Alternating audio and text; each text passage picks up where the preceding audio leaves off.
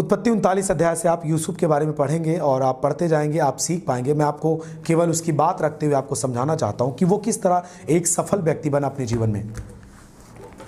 आपने देखा कि किस तरह उसने स्वप्न देखा और उसने स्वप्न के अनुसार उसने अपने आप को लेकर चला, क्योंकि वो मानता था कि परमेश्वर ने मुझे स्वप्न दिया है।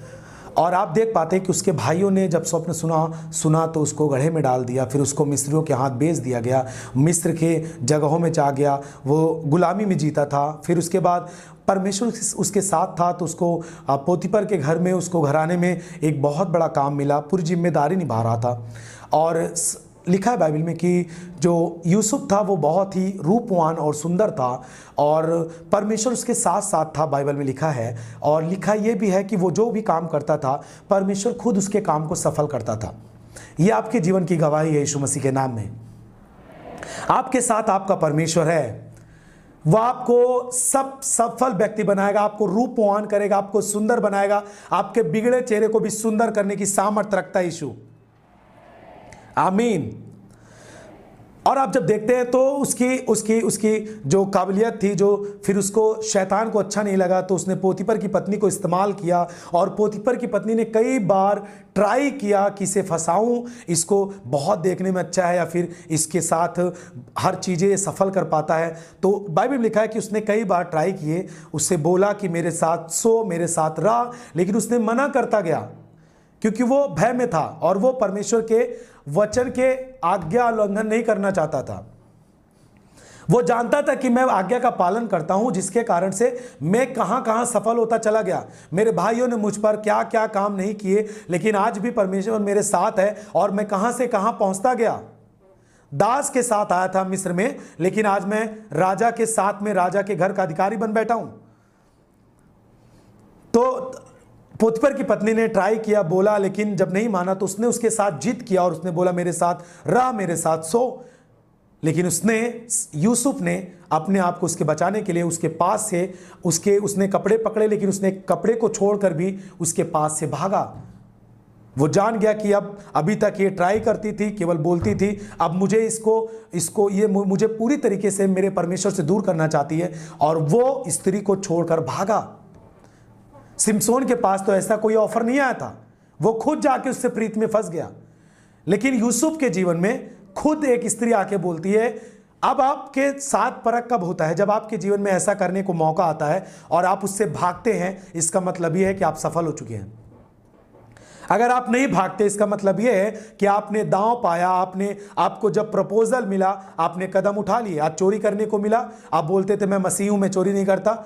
अभी तक आपको मौका नहीं मिला तो परमेश्वर आपको कैसे जांच सकता है? लेकिन जब आपको चोरी करने का मौका मिला, आपने बॉस के पैसे, उसके दराज से उसके सामान गलत तरीके से बेचकर आपने कमा लिए। अब आप असफल और मिस मसीही बन गए। आप अभी तक आपको बेविचार करने का मौका नहीं मिला, लेकिन आपको किसी शैतान ने किसी को प्रपोजल किया और आपको किसी को ड्यूटी दी, वो आपको इस तरह प्रपोजल कर रहा है, आपको उत्साहित कर रहा है और आप उसमें फंस जाते हैं। आप असफल विश्वासी हो गए।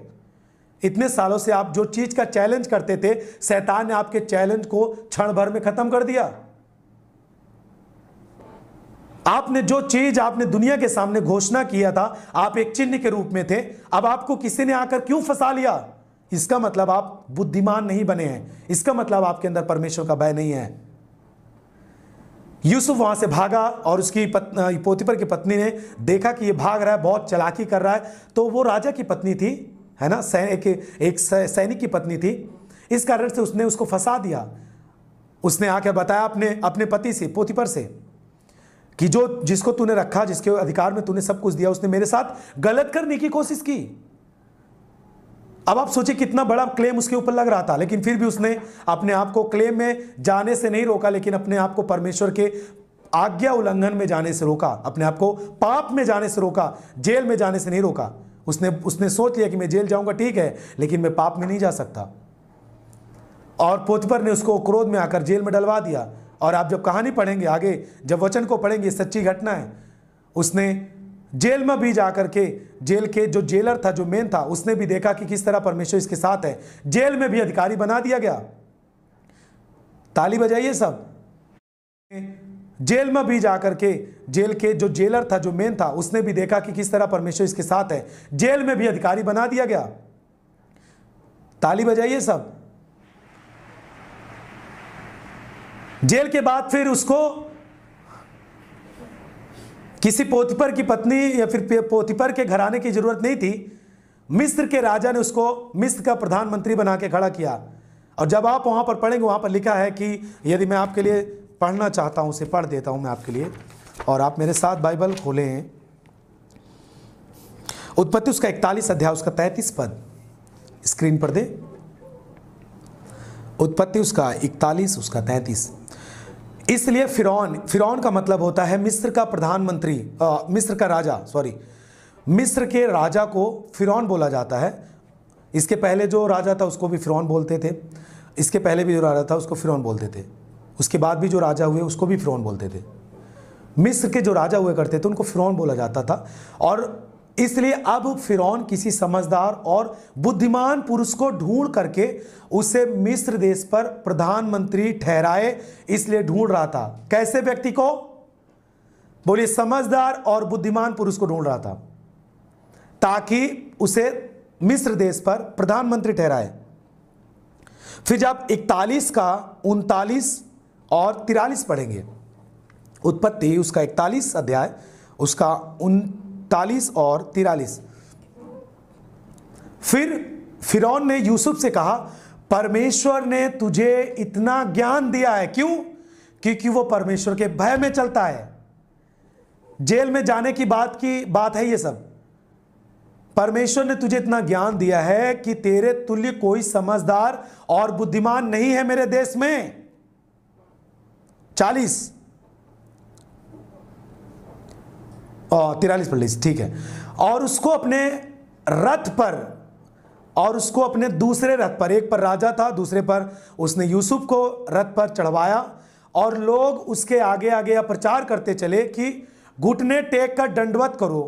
और उसने उसको मिस्र के सारे देश के ऊपर प्रधानमंत्री ठहराया। सब आमीन, हालेलुया।